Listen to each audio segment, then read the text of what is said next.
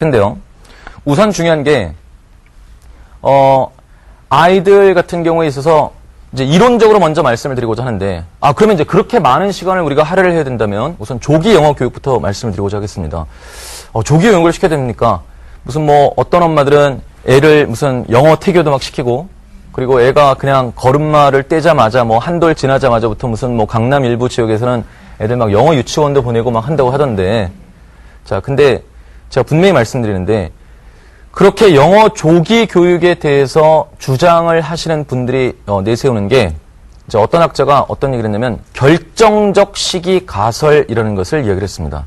그 결정적 시기 가설이라는 것은 뭐냐면, 어떤 사람이 언어를 습득하는 데 있어서 그것이 이제 2살에서 12살 정도 사이에 언어가 습득이 되지, 만약에 2살에서 12살 사이, 그러니까 늦어도 만 12살을 넘어가게 되면 언어를 제대로 습득할 수 없게 된다 하는 걸 갖다가 이제 결정적 시기 가설이라고 하는 거를 이제 보통 그 조기 영어 교육을 주장하는 사람들이 제시를 합니다.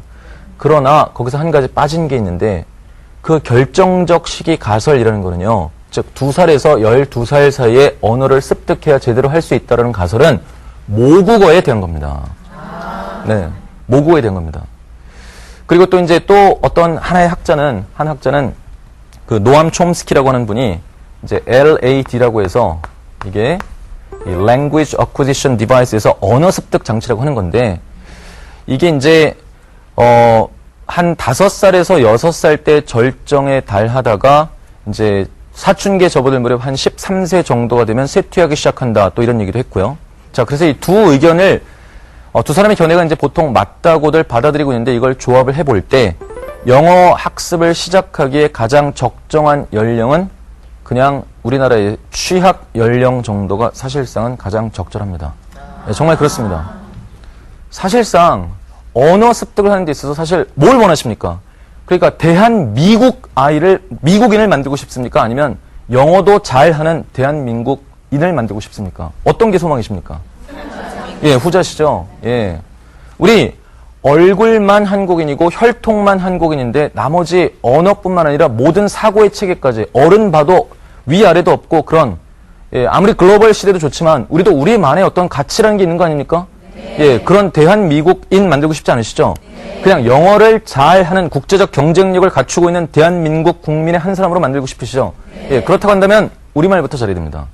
이 영어 선생이 야, 오늘 뭐 영어에 대해서 좀 이야기를 들어보려고 했더니 뭐 무슨 빨리 영어 공부 시키지 말고 우리 한자 공부부터 시키고 우리말부터 똑바로 시키라는 게 설득력이 더 있지 않습니까, 사실? 네. 네. 그래서 제가 생각하기에는 물론 영어 공부를 절대 멀리 하라는 건 아니고요. 취약 연령까지는 사실 우리말로 된 책을 수백 권을 읽혀서 우리말에 대한 구사력을 훨씬 더 높여주는 것이 좋습니다.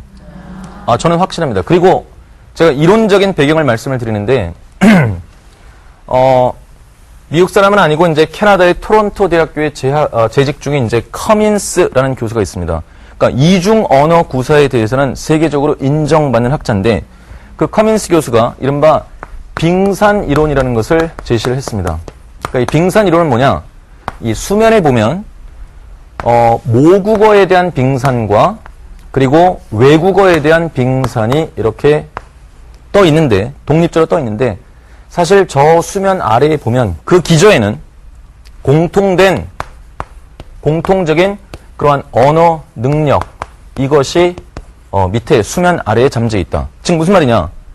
예, 모국어에 대한 기반이 그대로 영어뿐만이 아니라 다른 외국어에 대한 학습 능력으로 그대로 이어질 수 있다는 거죠. 네. 그런데 훨씬 더 노출량이 많은 모국어에 대해서 소홀히 하고 어렸을 때부터 외국어에 대한 노출량만 무조건 늘리게 됐을 때는 이 외국어에서 습득한 그러한 것이 사실상 모국어로 전이가 되기는 상당히 무리가 된다고 합니다. 그러나 예, 우리가 어쩔 수 없이 이제 태어나서부터 지금까지 노출량이 가장 많은, 예, 이런 우리 모국어에 대한 노출이, 그리고 모국어에 대한 구사 능력이 탁월한 경우는 이것이 외국어로 그대로 갈 수 있습니다. 예. 그래서 이런 빙산 이론에 입각을 해서 갈 수 있으니까 안심하시고, 만약에 지금 이제 제가 이 재능 방송이기 때문에 사실 이제 조기 영어 교육부터 시작을 해서 그러니까 유초등의 그리고 중등, 대입까지 지금 계속 올라갈 겁니다. 그래서 우선 이제 순서적으로 조기 영어 교육에 대해서 말씀을 드리는데, 다시 한번 결론을 말씀을 드리자면 아예 시키지 말라는 것이 아니라 우선적으로 우리말부터 똑바로 하게 해야 된다는 겁니다.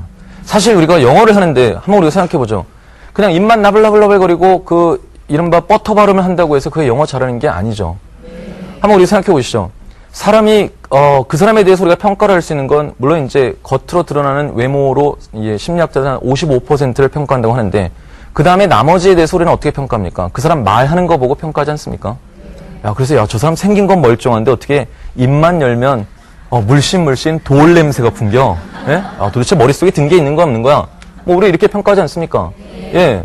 그렇죠. 영어에 있어서 마찬가지입니다. 진짜 영어를 잘한다는 거 사실 조금 발음이 원어민처럼 이렇게 빠다 발음이 아니더라도 사실 이 나오는 이야기, 그 내용이 중요한 거 아니겠습니까? 예. 근데 한번 생각해 보시죠. 자신의 모국어로서도 자신의 의견을 말로써 글로써 제대로 표현하지 못하는데, 그게 그보다 훨씬 노출량이 적은 영어를 하는 데 있어서 대단히 어휘 선택도 올바르고 모든 것에 다 적합하고 설득력과 논리력을 갖추고 있는 그런 말을 제대로 할 수 있겠습니까? 아닙니다. 그렇죠? 예, 그러니까 모국어에 대한 기반부터 정말 확실해야 됩니다. 사실 내가 이 나이 들어서 무슨 영어 공부를 하겠어 하지만 여기 앉아 계신 우리 어머님들께서도 적절한 연습만 하면 원어민의 버금가는 그런 발음 충분히 하실 수 있고, 예, 그리고 사실 영어가 발음보다 더 중요한 거는 영어만의 리듬감입니다.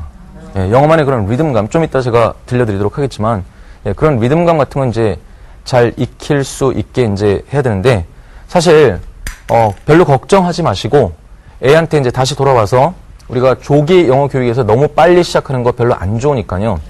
그러니까 우리나라로 취약 연령, 그러니까 우리 이 노암 촘스키라는 학자가 LAD, 언어 습득에 있어서 이제 5살에서 6살 때 절정으로 간다고 했으니까, 근데 항상 그 사람들은 만 나이지 않습니까? 그러니까 우리 나이로 하면은 바로 취약 직전, 그러니까 7살 한 이 정도에 시작해도 전혀 늦지 않고요. 예, 그러니까 걱정